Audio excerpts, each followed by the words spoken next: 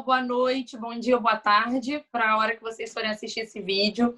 Nós somos alunos do doutorado do programa PPG CAPES, da UF, da Universidade Federal Fluminense. Eu sou Carolina Freitas, estou com meus amigos Tiago Arantes e Carolina Esper.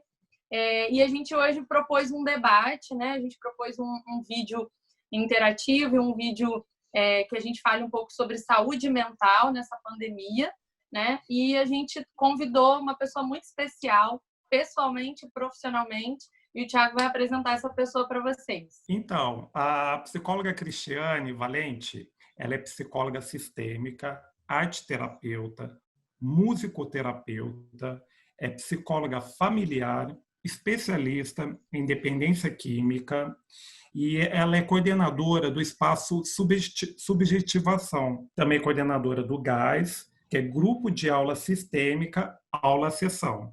E ela criou, né, uma clínica nesse momento de Covid-19, né, da pandemia que estamos vivendo, para atender pacientes que estão vivendo ou vivenciando ou sofrendo problemas, né, nesse momento de quarentena. A nossa proposta é por conta da disciplina, né? A gente tem uma disciplina que é a disciplina do doutorado, né?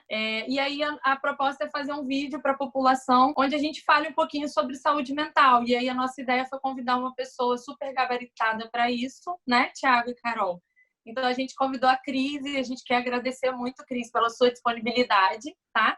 E a gente preparou umas perguntinhas que a gente achou muito interessante, assim, para a população ter acesso a essas informações. São informações de cunho técnico, obviamente, né? Mas são informações também como orientação, de acesso mesmo, né? Então, essa disciplina é um exercício da disciplina que a gente aproveitou para fazer uma coisa mais abrangente e legal que todo mundo aproveite. Então, boa noite, boa tarde, bom dia, independente do horário. A primeira pergunta, Cris, que eu queria te fazer, já que você tem estado, né, na linha de frente, dentro do seu consultório, você chegou, né, a criar até um grupo que está fazendo esse atendimento, você está supervisionando pessoas que estão fazendo esse atendimento. Quando vocês conversam entre vocês, né, um grupo de psicólogos, né, hoje, quais são as principais queixas que vocês têm ouvido das pessoas que estão em quarentena? Então, existe, né, uma situação que é muito interessante da gente trazer para cá, que as queixas, né, são as mesmas de antes. Então, o que acontece? Né? Ansiedade, depressão, melancolia, sempre existiu, tudo sempre existiu. Né? Então, não existem novidades.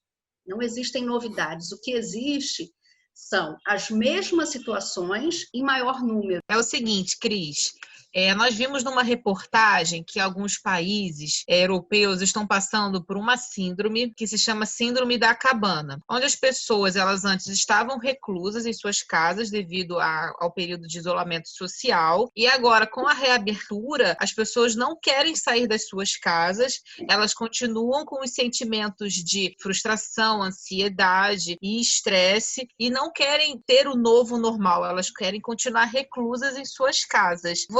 A primeira pergunta em relação a esse assunto seria como lidar com esse sentimento, porque acredito que algumas pessoas aqui no Brasil irão ter essa síndrome, vão se sentir assim, estou com medo de ir na rua, mesmo que esteja liberado shopping, comércio, porque o vírus não foi embora. Não é porque o shopping está aberto que o vírus foi embora. Ele não foi, as pessoas continuam se contaminando, né? Então existe esse medo latente. E se você acha que aqui no Brasil esse tipo de síndrome, né, como eles chamam, síndrome da cabana, vai ser forte, como na Europa está sendo, ou não? O brasileiro ele tem uma maneira diferente de lidar com o medo e as frustrações e a sua ansiedade. Vai ser também, Carol.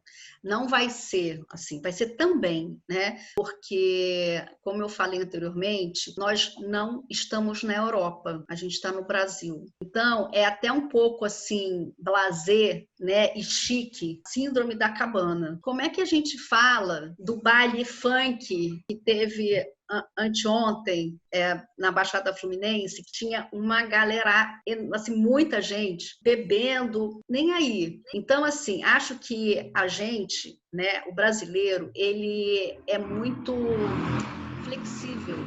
O brasileiro, ele tem um perfil de ser equilibrista. O online ajudou muito o brasileiro. Isso foi uma coisa muito boa, porque muitas pessoas não gostavam de viver online. Agora as pessoas estão se adaptando. Então, isso é uma característica do brasileiro. O brasileiro, ele tem isso, né? Ao mesmo tempo, a gente não pode determinar novamente, porque o Brasil, ele não está vivendo só o Covid, ele está no meio de uma guerra civil. E aí, como a síndrome da cabana, para o pessoal que não tem onde morar, como é que faz que cabana? isso? Que cabana, né? Aonde está a nossa cabana? Então, a gente pode falar da síndrome da cabana para os intelectuais, seria isso? A gente pode falar da síndrome da cabana para os filósofos, entende? Então, assim, tudo é relativo a um contexto.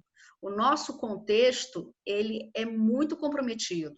Então, vamos ter síndrome da cabana também, mas você pode colocar aí, assim, muito pouco, porque a gente precisa se manifestar. O brasileiro, ele se expressa. O brasileiro tem carnaval. O carnaval, né, é bom falar disso, é uma manifestação aonde um país que passa o ano inteiro pagando imposto, sendo extorquido, vivendo uma porção de coisas, chega no carnaval, ele extrapola. Esquece, acabou, não existe nada disso. A gente tem isso. O que está acontecendo? Quantas pessoas estão na rua? Quantas pessoas estão no shopping? Está liberado? Não está. A gente nem chegou no pico. A gente dá para chegar no pico daqui a um mês e todo mundo está na rua. Então, não dá. É igual aquela história do cara que toma chá do Daime. O cara vai tomar o chá do Daime, mas ele nasceu no Leblon. O cara que inventou o chá do Daime mora lá no Acre. É um índio, é um pajé. E aí o cara do Leblon fala que vai tomar o chá do Daime para ele ter contatos espirituais. Só que ele é de outro lugar, ele é de outro contexto. Ele tem um outro atravessamento na subjetividade dele, entendeu? Então, a síndrome da cabana, ela vai um pouco para esse lugar. Ela pertence à Europa. É verdade. Cris, a gente tem uma outra pergunta para você. Tem muitas pessoas que já têm doenças crônicas, você até citou, né? O agravamento da doença. Então, tem pessoas que têm hipertensão, diabetes, artrite reumatoide, todas as doenças crônicas que a gente sabe que limitam um pouco, às vezes, a vida das pessoas, ou não, né? Tem pessoas que não limitam. Mas essas pessoas, desde o início da pandemia, elas foram colocadas num lugar. E aí, queria que você falasse um pouquinho pra gente sobre isso. Então, existe, como eu falei anteriormente, essa linearidade da doença crônica na subjetividade de uma pessoa, né? Uma pessoa que é hipertensa, ela é hipertensa e ponto final. Então, ela é hipertensa durante a vida toda dela, a partir de 50 anos, por exemplo. Ela não tem uma iminência de morte, ela tem uma doença crônica. Iminência de morte, né? Posso morrer amanhã. Ela pode ou não, ela pode tanto piorar, sim, pode. Como ela pode fazer justamente o contrário. Justamente porque eu posso morrer amanhã, eu vou me cuidar. Eu tenho aqui casos assim. Eu tenho que me cuidar. Então, volto a falar. Tudo é de acordo com o contexto. A nossa última pergunta é referente a ações, assim, a nível de saúde mental. Se isso tem sido pensado a nível de esferas profissionais, governamentais, se tem sido feito alguma coisa. A gente queria saber o que está sendo trabalhado, assim, se já está sendo feito alguma coisa e se não, o que tem sido pensado. Então, da mesma forma, né, eu comentei aqui, né, desse projeto. Existem inúmeros projetos de universidades, de SPAs, a própria prefeitura, CAPES. Então, tem muita gente, existem muitos serviços, sim, que estão acolhendo, tá?